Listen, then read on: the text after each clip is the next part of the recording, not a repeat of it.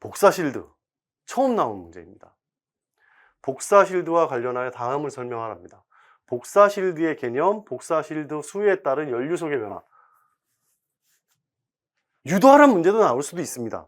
왜? 계산식이기 때문에. 계산에 대한 관련식이거든요. 자, 그림을 한번 그려보겠습니다. 우리는 이런 그림 봤습니다. 목표점이고요.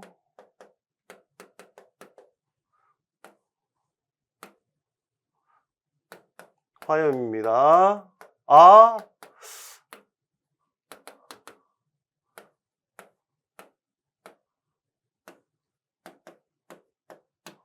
형태계수와 방사능을 고려한 복사열이로구나.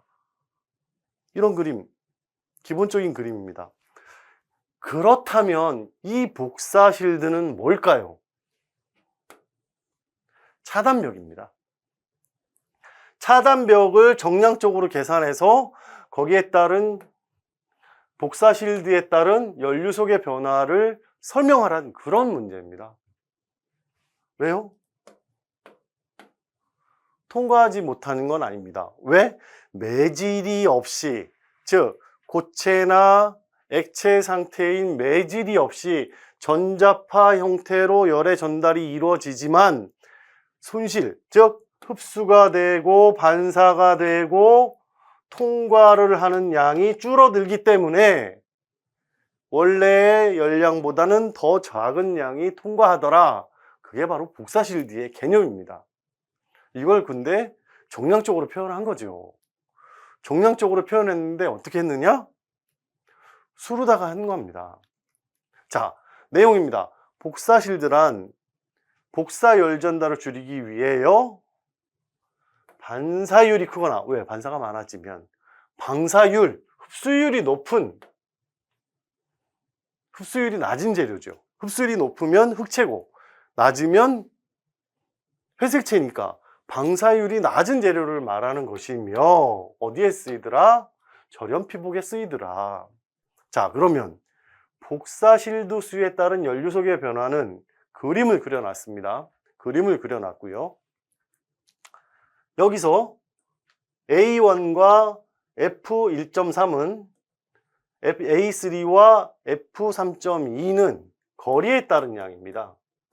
왜? 형태계수죠. 하지만 자체적인 저항계수들은 실드에 따라서, 외 내부에 따라서 설명이 되는 겁니다. 실드의 특성상에 대한 고려입니다. 그게 바로 저항치고요. 그러한 식을 이렇게 설명을 한 겁니다. 그대로 나온 거고요. 그러면 자, 복사 실드의 성질이 동일하다, 이렇게 정리가 됩니다. 단순화시킨다는 얘기입니다. 이 내용을 그러면 어떤 걸 외워야 하느냐? 두 가지는 알고 가셔야 합니다. 두 가지는 알고 가시고요. 저항치로 나온 거니까. 그러면 동일하고 n개다. 그러면 결정적으로 뭐다? n 플러스 1분의 1이다. 원래의 복사열, 열유속에 대한 n 플러스 1분의 1이구나. 그러면 복사 연료속을 계산하면 하나가 들어가면 2분의 1이니까 50%가 줄고 5개 되면 83%, 10개가 되면 90%의 차폐 효과가 생기는구나. 그래서 10%를 감소하는구나. 이 내용입니다. 그렇다면 관계식은 뭘로 외우자? 이걸로 외우시면 되지요. 자, 복사 연료속은 형태계수와 방사율은 상수로 나타내고, 그리고 그러한 대한 내용의 저항은 이렇게 표현이 되더라. 이렇게 외우시면 됩니다. 맞지 않습니까? 이거는 상수 A고요. 그리고 시그마, 그리고 T4 절대 온도의 4승이니까 그대로 이해하시면 되고요. n 플러스 1분의 1이구나. 복사열의 복사 차폐막의 성질이 똑같으면 어떻게 된다? 이렇게 되더라. 이렇게 외우시면 되는 겁니다. 어렵지 않죠.